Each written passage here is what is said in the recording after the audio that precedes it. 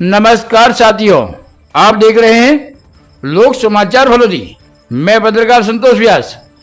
आज की प्रमुख खबर, भारतीय जनता पार्टी जोधपुर देहात उत्तर जिले द्वारा आज फलोदी में प्रेस वार्ता का आयोजन किया गया। इस प्रेस वार्ता में मुख्य वक्ता उदयपुर सांसद डॉक्टर मुन्नालाल राउत रहे। उन्होंने कहा कि प्रधानमंत्री नरेंद्र मोदी के 11 वर्षों की सेवा, सुशासन और गरीब कल्याण की अद्भुत यात्रा को भारत के लिए प्रगति और गौरव के कल्याणकारी वर्ष बताए। इस दौरान उन्होंने कहा कि प्रधानमंत्री नरेंद्र मोदी के दूरदर्शी नेतृत्व में भारत न केवल एक उभरती हुई शक्ति बन रहा है, बल्कि हमारा देश दुनिया की तीसरी बड़ी अर्थव्यवस्था बनने की राह पर तेजी से अग्रसर हैं। उन्होंने कहा कि 2014 से पूर्व भारत चुनौतियों से जूझ रहा था, लेकिन पथ प्रदर्शक प्रधानमंत्री नरेंद्र मोदी ने मजबूत संकल्प, अदम्य इच्छाशक्ति और जन केंद्रित दृष्टिकोण के साथ ही भारत की तस्वीर और तकदीर बदल दी है। प्रधानमंत्री ने न केवल भारत को एक नई दिशा दी है, बल्कि इसे वैश्विक मंच पर एक सम्मानजनक और शक्तिशाली पहचान भी दिलाई है।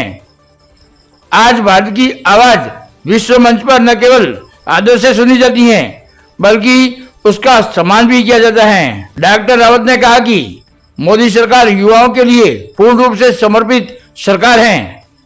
वहीं उन्होंने इस दौरान शिक्षा नीति को लेकर कई दावे किए।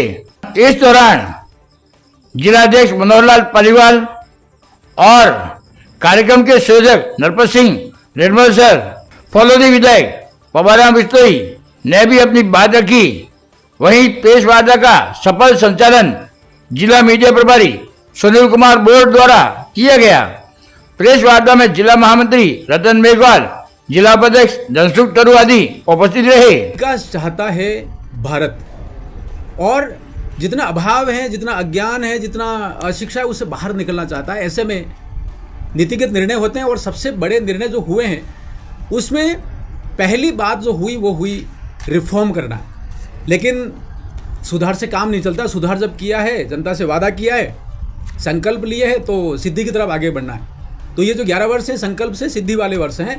तो आप देखेंगे पहले सुधार, रिफॉर्म, उसके बाद परफॉर्म, कि उस पर हमने काम किया है, और अंततोगत्वा राष्ट्र की जितनी भी व्यवस्थाएं हैं उसको ट्रांसफॉर्म करना है, रूपांतरित करना है, ताकि ease of doing business, ease of life, सारी चीज़ें होंगी, सब कुछ सुखद होगा। ऐसे में लगातार जो काम हुए, कुछ प्रमुख काम आपके सामने रखने का प्रयास करता हूँ। पहला, आज विश्व में जितनी बड़ी अर्थव्यवस्था है, 2014 में 11वें स्तर पर थी, रैंक थी 11, लेकिन आज आपको जानकर बहुत ही सुखद अनुभव होगा कि आज जापान को पछाड़कर हम चौथे पोजीशन पर पहुंचे हैं। जब कोई अर्थव्यवस्था चौथे स्थान पर पहुंचती है, क्रमश से पहुंचती है, लगातार पहुंचती है, उसमें आप समझिए कि कितने सारे सुधार हुए होंगे। बहुत महत्वपूर्ण ये भी है कि 2014 में 79,000 प्रति व्यक्ति आय भारत में थी, आज 2.5 लाख से अधिक हो गई है। तो हमारे जितने भी 140 करोड़ देवतुल्य नागरिक बंधु हैं, जो 97 करोड़ के आसपास मतदाता बंधु हैं, उन्होंने जो जनादेश दिया था उसका परिणाम है कि नरेंद्र भाई मोदी जी लगातार काम कर रहे हैं। लेकिन एक महत्वपूर्ण चीज़ जो हुई है, 22 अप्रैल 2025 एक दुखद घटना हुई। धर्म पूछा गया, कलमा पढ़ने को बाद उसको एक तरह से प्रेशर किया गया, आप पढ़िए, और जो नहीं पढ़ पाए, जिन्होंने ये कहा कि हाँ हम हिंदू हैं, हम मुस्लिम नहीं हैं, धर्म पूछकर गोली चलाई गई और बहनों के आगे उनका सिंदूर उजाड़ा गया। लेकिन 22 अप्रैल की वो घटना, और उसे फिर कहा कि जाओ आप मोदी को बता देना, उन बहनों को कहा। और जब मोदी को बताने की बात आती है तो राष्ट्र की बात आती है, राष्ट्र के समृद्धता की बात आती है, एकता और अखंडता की बात आती है। और उसके बाद नरेंद्र भाई मोदी जी ने कहा कि जिन्होंने भी ये किया है उसको मिट्टी में मिला देंगे। आपने देखा 22 अप्रैल की घटना को 22 मिनट में जो 9 आतंकवादियों के हड्डे थे, वो चाहे अंतर्राष्ट्रीय स्तर पर फेमस लोग हैं उनके थे, उन सबको ध्वस्त किया है। लेकिन जो नाम दिया वो सिंदूर दिया, ये भारत की बहनें हैं, सुहागिन बहनें हैं, उनके सम्मान के लिए है, लेकिन ये बदले की भावना नहीं थी। जब युगांतरण होता है, नया युग आता है, तो बड़ा कुछ करना पड़ता है। माननीय यशस्वी प्रधानमंत्री जी कहते हैं यह एक अखंड न्याय की प्रतिज्ञा है, और अखंड न्याय जब देना है तो किसको देना है? राष्ट्र की सुरक्षा को देना है, राष्ट्र की सेना को देना है, यहाँ के सभी नागरिकों को देना है। ऑपरेशन सिंदूर में एक बहुत बड़ी बात और हुई है। बीकानेर की जो सभा थी उसमें माननीय प्रधानमंत्री जी ने कहा है कि परमाणु बम की धमकी देना बंद करो, इससे हम डरने वाले नहीं हैं। मुझे लगता है कि जो किराना की पहाड़ी जहाँ पर एटॉमिक वेपन रखे थे पाकिस्तान ने, वो पहाड़ी कमज़ोर हो गई है और उनके रास्ते बंद हो गए हैं। और बहुत बड़ी बात है जो संभवतः आप समझ पा रहे हैं कि अब वो धमकी नहीं दे सकते हैं, ना ही उनका उपयोग कर सकते हैं, ऐसी स्थिति में आया। क्रमशः आगे बढ़ें तो जो प्रधानमंत्री जी ने ऑपरेशन सिंदूर के दौरान, और ऑपरेशन सिंदूर अभी खत्म नहीं हुआ है, ये भी बहुत महत्वपूर्ण है, लेकिन जो 3 कदम उठाए हैं उनमें से एक कदम ये है कि पानी और खून साथ में नहीं बह सकता। ऐसे में सिंधु नदी पर पानी के बंटवारे को लेकर जो समझौता था उसको रद्द किया है, अर्थात वो सारा पानी, उस पर जो हक है वो भारत का है। मैं जब फलोदी में बैठा हूँ तो मन में भाव आता है कि फलोदी के आसपास की पहाड़ियाँ, लोहाट के आसपास की पहाड़ियाँ, ओसिया के आसपास के ये मैदान सूखे पड़े, क्या यहाँ पानी आना चाहिए? सिंधु का पानी? आप सभी सोचिए और विचार करिए आगे जाके क्या अच्छा होने वाला है। तो 2014 में जो अच्छे दिन की बात कही गई थी, मोदी है तो मुमकिन है की बात की गई थी, मोदी जी की गारंटी की बात की थी, वो सारी चीज़ें आपके सामने हैं और गारंटी की स्थिति आज की तारीख में पहुंच गई। अब आगे और देखें तो रक्षा के मामले में हमारे यहाँ उपकरण बनाने की ताकत बढ़ी है, और वो विगत 11 वर्ष में 34 गुना बढ़ी है। मैं आपसे आग्रह करूँगा इसको गुना बहुत ध्यान से हम प्रस्तुति करें, क्योंकि ये 34% नहीं है, ये 3400% है, 34 गुना है, और हम बहुत आगे इसमें बढ़ते जा रहे हैं। देश में हमारी जो उपकरण है जिसका हम उत्पादन करते हैं उसकी मांग बढ़ती जा रही है। आप यहाँ देखेंगे बोफोर्स कांड और इससे बहुत सारे कांड कांग्रेस के कालखंड में हुए, और वो इसलिए होते थे कि सर अधिक से अधिक वेपन्स बाहर से आयात किया जाए, लेकिन भारत की जितने बनाने की जो ताकत थी उस ताकत को दबाया गया, उपेक्षा की गई। लेकिन आज नरेंद्र भाई मोदी जी इसको ताकत देते हुए एक्सपोर्ट की स्थिति में आए। आखिर जिला मुख्यालय पर समस्याओं के सवाल पर आपा क्यों खो गए? फलोदी के विधायक पबाराम बिश्नोई ने एक पत्रकार द्वारा नगर परिषद क्षेत्र की समस्याओं को लेकर ध्यान आकर्षित करवाया, जिस पर विधायक बिश्नोई ने उस संबंध में जवाब देने की बजाय उल्टा पत्रकारों पर ही बढ़ गए और कहा कि समस्या पिछले बोर्ड की समस्या है, लेकिन उस समय तो किसी पत्रकार ने जिम्मेदारों से सवाल करने की हिम्मत नहीं की। क्या कहा विधायक ने, आप ही उनकी जुबानी सुने।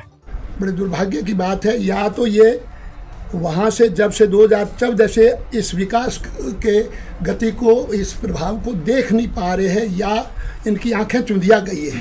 मैं आपको बता रहा हूँ। प्रश्न सुन लीजिए, उत्तर सुन लीजिए। आपका प्रश्न सुना, प्रश्न सुना, उत्तर सुनो, उत्तर सुनने के वादा रखो। आप उत्तर सुनने का वादा रखो। क्या ये पास में है, ये बड़े बड़े आरओबी बन रखे हैं, 2014 से पहले थे क्या? आपके 4 पुल बने हैं। अरे यार क्या सुनने की औकात रखो, प्रश्न का जवाब दे रहे हैं। प्रश्न का जवाब रखो। आप कह रहे हो विकास नहीं हो रहा है, पूरा दे रहे हैं आपको। आप सुनना नहीं चाहते हो? मैं चर्चा सिर्फ सुनिए, ये आपकी इस तरह की बातें सुनने के लिए नहीं। आप सुनना याद, पहले आपने प्रश्न कर दिया, पूरा प्रश्न आपने सुना, उसके बाद में उत्तर आप सुनिए। उत्तर सुनने की अगर मादा नहीं हो तो आपकी मर्जी है।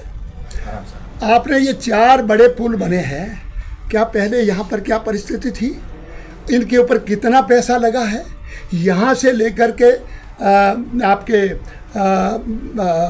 जैसलमेर तक, और यहाँ से लेकर के आपके बीकानेर तक, ये जो नेशनल हाईवे है, इस नेशनल हाईवे की स्थिति क्या थी? उसके बाद में ये कंपनी, ये शायद आपको नज़र नहीं आया उस समय में, खैर कोई बात नहीं। उसके बाद में आपके यहाँ से जो एशिया का सबसे बड़ा एरोड्रोम है, वहाँ तक डबल रोड आपने पहुँचाई है। यहाँ से लेकर के ठेठ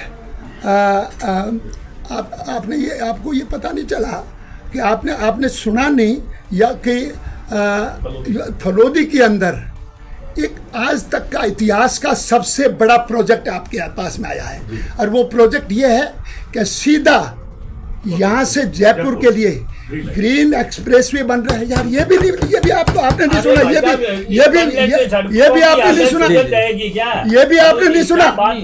शर्म करो यार तुम लोग, इस हद तक आ गया। क्या हो गया, क्या भटका इस विकास की गाथा को गा के क्या सड़कों की आवश्यकता नहीं तो कर रहे हैं ना, कर रहे हैं आप मूल बात पे आई नहीं, भूल पे आ रहा हूँ ना, और भी सड़कें बनी हैं ना, सुनने की जरूरत नहीं। अच्छा, आपने देखा है ये आपका क्या बोलते हैं अपना टाउन हॉल किस परिस्थिति में था उससे पहले? कभी आपने प्रश्न पूछा? आप उस समय पत्रकार थे, औकात नहीं थी उस समय बोलने की आपकी। पार्षद के सामने नहीं बोल सकते थे आप, मेरे को पता है। क्या चीज है? पार्षद के सामने नहीं बोल सकते थे। आज आप MP से भी कर रहे हो, हमसे भी बात कर रहे हो, मोदी से भी बात करते हो। आपने नहीं देखा? आपकी रक्षा और सुरक्षा कितनी चाक और चौबंद हुई है। मैं खुद फौज में रह करके आया हूँ मेरे भाई। 71 की लड़ाई मैंने लड़ी है, 71 की लड़ाई हमने लड़ी है, और पश्चिमी मोर्चे पे लड़ी है, पुंछ में लड़ी है मैंने। और उस समय हमारी स्थिति क्या थी? अब उसके बाद में बीच में जो कालखंड आया, उस कालखंड के अंदर सेना ने कहा कि हमारे पास में मात्र 3 दिन का लड़ाई लड़ने का वो शस्त्र है। और क्या बात कर रहा है, क्या बात कर, ये सुरक्षा होगी तो विकास का मतलब होता है। और तुम्हारे घर के अंदर जब बम पड़ेगा तब विकास का कोई औचित्य नहीं रहेगा। तो इसलिए सुरक्षा भी जरूरी है, विकास भी जरूरी है। और इतने बड़े प्रोजेक्ट आ रहे हैं यार, तुम लोगों को ये भी पता नहीं है कि अब क्या आ रहा है, क्या नहीं आ रहा है, विकास नहीं हो रहा, वो नहीं हो रहा। आप गांव में सब जगह बड़ी बड़ी टंकी बनी, कभी एक टंकी देखी गांव में? आप कभी जा गए उधर? एक ऐसा ऊपर वाली टंकी कभी देखी आपने? सड़कों का झाड़ बिछा, चलो छोड़ो यार। 12,500 करोड़ का प्रोजेक्ट है आपको फलोदी के अंदर आया है। अरे औकात नहीं थी आपकी, और अब यहाँ पर इस तरह से बोल रहे हैं। मैं जो देता हूँ ऐसा कर दी यार। नहीं। वहीं इस दौरान गहमागहमी के माहौल में भाजपा जिलाध्यक्ष मनोहर लाल पालीवाल ने इस मामले को संभाला, और उन्होंने क्या कहा सुने इससे आगे। पहली बात तो एक केंद्र सरकार की उपलब्धियां और राज्य सरकार की 1.5 साल के उपलब्धियों के लेके हम आपके पास में आए हैं, पहली बात। दूसरी बात, स्थानीय स्तर पे शहरी विकास, तो भारतीय संविधान में त्रिस्तरीय ढांचा है। स्थानीय निकाय में यहाँ का किसका बोर्ड था आपसे कोई छिपा हुआ नहीं है, और ये कोई सिर्फ नहीं अच्छा दुर्दशा अभी हुई है तब तो कोई जवाब नहीं है, और दुर्दशा पहले थी और अब जितनी आप चाहते हैं उस हिसाब से नहीं हुई है। तो वो जो संविधान है, अब 2-3 महीने बाद में हम स्थानीय चुनाव में भी जाएंगे और इसको लेके भी योजनाएं करेंगे, और वो जीत के भी बताएंगे। ये प्रॉपर जवाब है। हाँ, ये जवाब है प्रॉपर। ये वो निकाय जीत के भी बताएंगे। ध्यान रख लेना, वो भी हम जीतेंगे।